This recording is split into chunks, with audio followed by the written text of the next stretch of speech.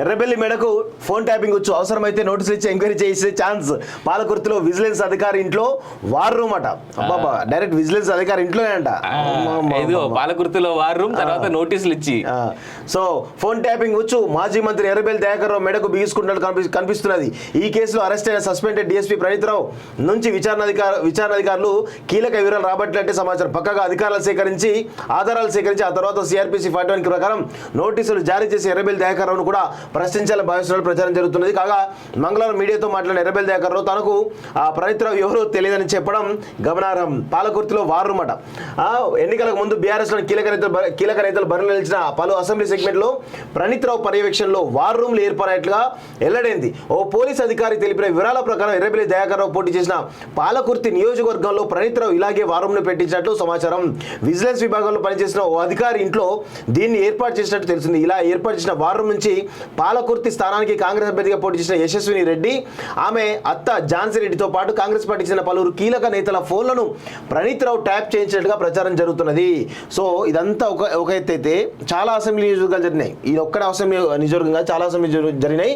ఇందులో ప్రధానమైనటువంటి సూత్రధారి ఈయనటువంటి విషయాల్లో Revanth Reddy maximum first target ఈయన ఉంటుంది. ఈయనే మాగంటి గోపినాథ్ ఫస్ట్ వీళ్ళిద్దరు టార్గెట్గా ఉంటుంది. తర్వాతనే కేసీఆర్ ఫ్యామిలీ. ఎందుకంటే ఆ ఓటుకు నోటు కేసులో ప్రధానమైనటువంటి వాళ్ళు ఎవరైతే ఉన్నారో ఎర్రబెల్లి దయాకర్ రావు కానీ మాగంటి గోపినాథ్ కానీ వీళ్ళిద్దరే ప్రధానంగా రేవంత్ రెడ్డి పట్టియడంలో చాలా కీలక పాత్ర పోషించారు. కాబట్టి ఫస్ట్ ఆఫ్ ఆల్ ఈయన మెడకు చాలా పెద్ద అయితే ఆయనకు థ్రెట్ అయితే కనబడతా ఉంది.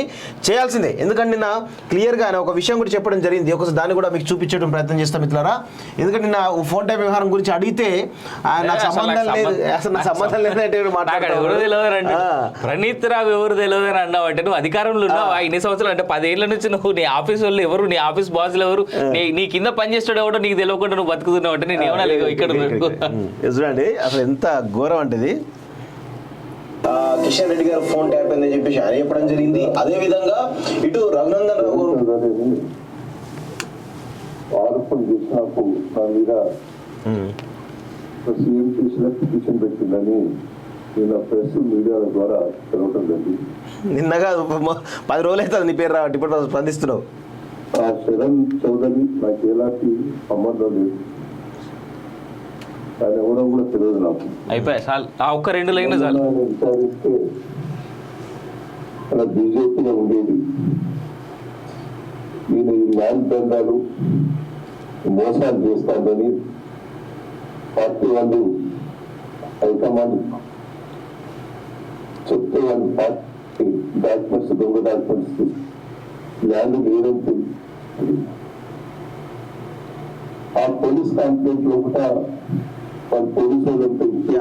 సో ఈయన క్లియర్గా నేను ఒప్పుకోవడం జరిగింది వాస్తవంగా. అంటే ఇండైరెక్ట్ గా నాకు సంబంధం లేనట్టుగా ఉంటున్నాడు. కానీ ప్రణీత్ రావు ఎర్రబెల్లి దయాకర్ రావుకు చాలా క్లోజ్ ఎయిడ్గా తెలుస్తోంది. వాళ్ళ సొంత బంధువు అని చెప్పేసి తెలుస్తోంది. వీళ్ళందరూ కూడా చాలా పెద్ద ఎత్తున ఫోన్ ట్యాపింగ్లో ప్రతిపక్ష నేతల ఫోన్లన్నీ కూడా ట్యాప్ చేసి వాళ్ళకి కావాల్సిన సమాచారంతో డబ్బులు దొరకడం కానీ లేకపోతే వాళ్ళ అంచనాలను ఇబ్బంది పెట్టడం కానీ అనేక రకాల ఇబ్బందులు గురి చేసినా కానీ ఈరోజు ప్రజలు డిసైడెడ్ కాబట్టి ఈరోజు ప్రభుత్వం మార్చడం జరిగింది. సో అందులో భాగంగానే వీళ్ళకి ఈ ఫోన్ ట్యాపింగ్ ఏదైతే ఉందో నేషనల్ సెక్యూరిటీ యాక్ట్ 1980 కింద నిజంగా కూడా వీళ్ళందరూ కూడా శిక్షించిన అవసరం ఎంత ఉంది. ఇది రాజ్యాంగం కానీ భావ ప్రకటన స్వేచ్ఛ, ముఖ్యంగా మన యొక్క భావ ప్రకటన స్వేచ్ఛ ఏదైతుందో దాన్ని హరించినట్లే మనకు కనబడతా ఉంది. ముఖ్యంగా వ్యక్తిగత స్వేచ్ఛ కావచ్చు, భావ ప్రకటన స్వేచ్ఛ కావచ్చు, ఈ 2 అంశాల ప్రాతిపదికన వీళ్ళకి పైన కఠినమైనటువంటి శిక్షలు విధించాల్సిన అవసరం ఎంత ఉందని చెప్పి కూడా క్లియర్గా తెలుస్తూ ఉంది. దీనిలో ఇంకొక న్యూస్ చూస్తా ఉన్నాం. ఇది మామూలు ప్లస్ కాదు, బీజేపీకి చాలా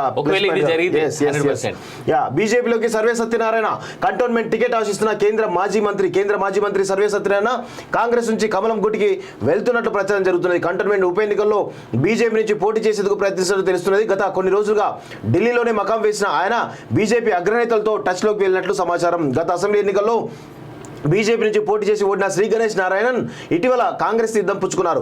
దీంతో survey Satyanarayana cantonment BJP ticket ఆశిస్తూ హస్తినలో పైరవీలు చేస్తున్నట్లు రాజకీయ వర్గాల్లో చర్చ నడుస్తున్నది. జీహెచ్ఎంసీ ఎన్నికలకు ముందు అప్పటి BJP state chief Bandi Sanjay Vivek survey ఇంటికి వెళ్లారు. పార్టీలోకి రావాలని ఆహ్వానించగా ఆయన ఎలాంటి నిర్ణయం తీసుకోలేదు, ప్రాధాన్యత దక్కడం లేదని కంటోన్మెంట్ ఎమ్మెల్యేగా 2 సార్లు ఎంపీగా గెలుపొందిన సర్వే సత్యనారాయణ కేంద్ర మంత్రిగా కూడా పనిచేశారు. ఇప్పుడు మల్కాజ్గిరి, వరంగల్ లోక్సభ స్థానాల్లో ఏదో ఒక టికెట్ ఇవ్వాలని కాంగ్రెస్ పార్టీకి దరఖాస్తు చేసుకున్నారు. అయితే అయితే మల్కాజ్గిరి టికెట్ ను పట్నం సునీత మహేందర్ రెడ్డికి కేటాయించారు.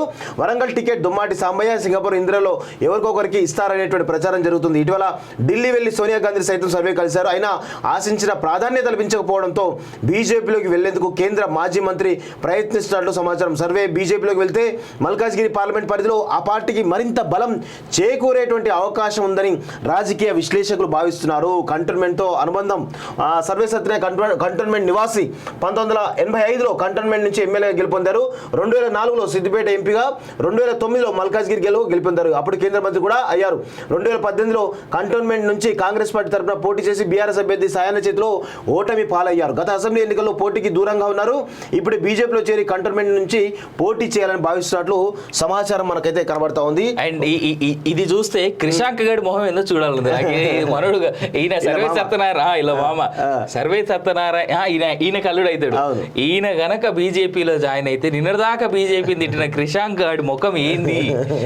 అండ్ మోర్ ఓవర్ ఒక ఓయూ నుంచి ఉద్యమ నేతగా ఉండి కేసీఆర్ కేటీఆర్ చేతుల బలైనటువంటి నాయకుడిగా ఎదగాల్సిన వాడిలో క్రిషాంత్ ఒకడు.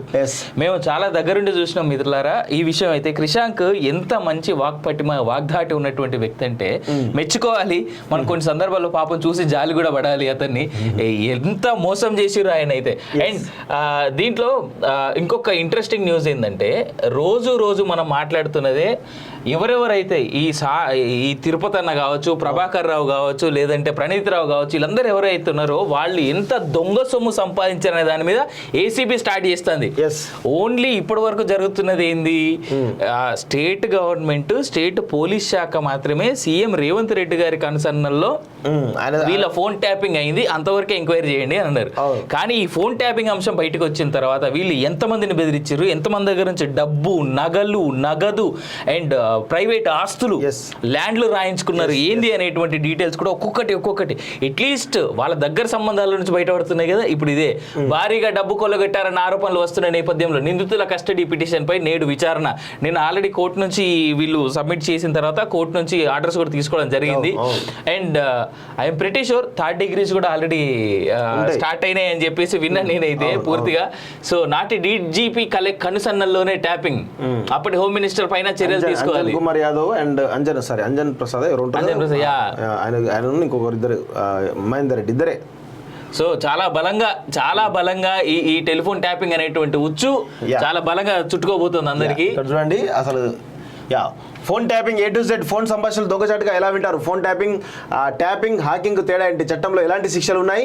తెలుగు రాష్ట్రాల్లో రాజకీయ సెగలు రేపుతున్న ప్రణీత్ రావు కేసు అంటూ అది వాడు సస్పెన్షన్ ఇచ్చేసాడు స్పెషల్ ఎడిషన్ లో మార్నింగ్ 11 గంటలకి.